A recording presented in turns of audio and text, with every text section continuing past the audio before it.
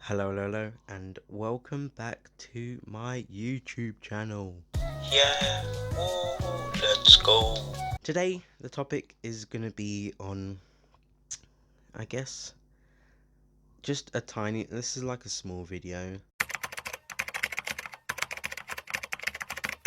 I probably will try and do a longer video later on if I have time, because this is like a massive, ongoing, big problem that is currently facing, I guess, just everywhere, but I'm going to specify on the UK and also like social media, because the UK is big on social media as well. But we're going to talk about the rise of far right ideology in the UK, especially during lockdown, and how the murder of George Floyd sparked a lot of protests. There were a lot of counter protests to that as well, and the slogan White Lives Matter and stuff like that. And there's been a lot more like protests, especially like Britain First protests as well. So Britain First, as it says on Wikipedia, is a far-right British fascist political party formed in 2011 by four members of the BNP, the British National Party, and it was founded by Jim Dawson,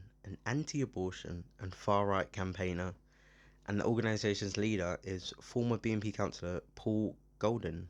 And Britain First campaigns are against multiculturalism and what it sees as the Islamization of the United Kingdom, which is literally just not happening. And they advocate for the preservation of traditional British culture. If someone can explain to me what on earth British culture is, apart from like under-seasoned food and fish and chips, bruv, then please tell me. I'm British, by the way, because some people really get confused and think that I'm like American. I'm British, okay? Even though I really don't want to be, because the state of this country is Jesus Christ.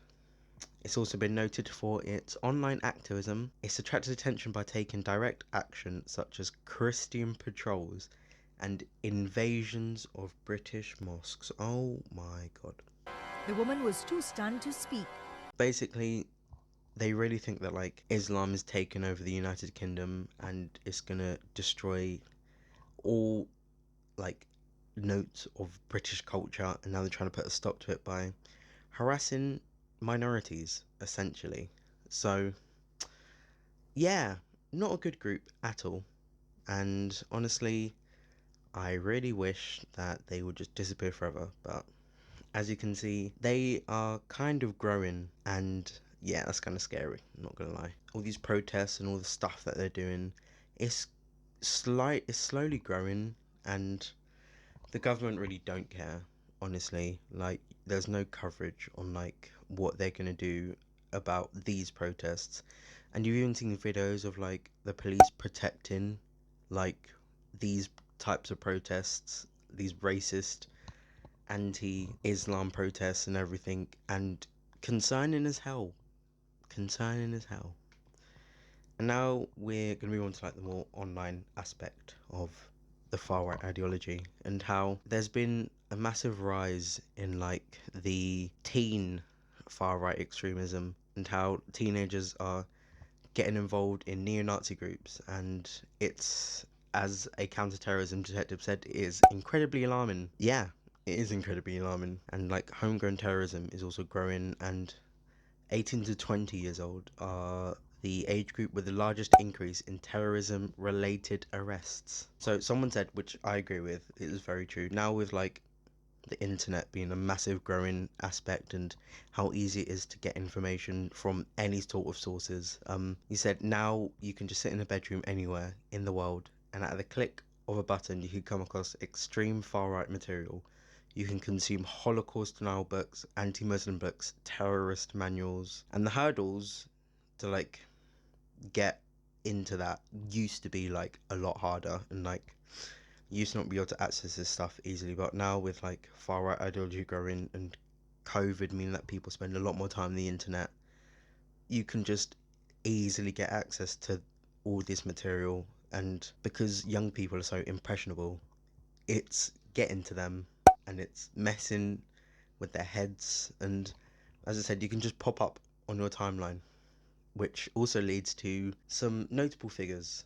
I'm going to be concentrating on Sneeko. Now, I'm not really going to talk much about like the history. You can watch probably a video on the history of Sneeko. I'll link one down in the description. But like, he was just, I'm pretty sure he was just some kind of like normal, YouTuber. I don't really know, just some YouTuber who like started young and then started to change his content into more right-wing media and basically trying to put down minorities and say some very damning things, and obviously insulted a female YouTuber, and also, you know, puts himself with Kanye, you know, and his obviously, I think we all know what Kanye did. I'm not really going to mention that much, but yeah, and made political content reacting to Matt Walsh and his transphobic documentary. And he also brought on Nick Fuentes, who was a self-admitted white nationalist neo-Nazi, and how I think he said he converted to Islam or something, which, providing his history and what he's talked about. No, you can't just do that to get away with trouble. You can't just convert to religion and now you're absconded of all guilt and everything. Like, it just doesn't work like that, okay? So he got banned on YouTube and now he's on Rumble and got a massively declined viewership. But like, seeing how fast he rose and how many views he's got, it's concerning that like so many people obviously agree with him and subscribe to him.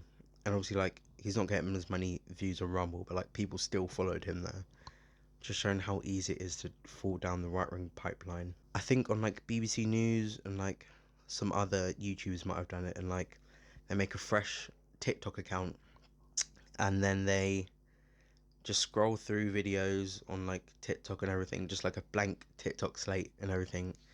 And then like slowly and slowly you can see that they get fed like right wing media, especially with like Andrew Tate and like Jordan Peterson and stuff like that. And like it just shows how quickly right-wing media can get put down, like really young people, like 13-year-olds, which is like the minimum age to go on TikTok. I think like it gets shoved down their throat so easily compared to like left-wing, which is a lot harder to like mindlessly scroll to get through, which is why, okay, like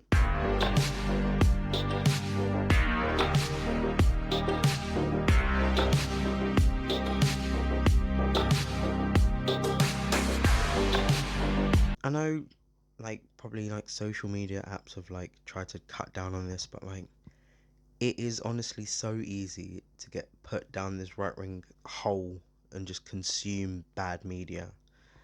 And like it's just crazy. But I mean, going back to, the UK, I just find it's just America and UK have so many parallels to each other, and how like we saw a massive rise of right wing protests and right wing media personalities rising up in the US.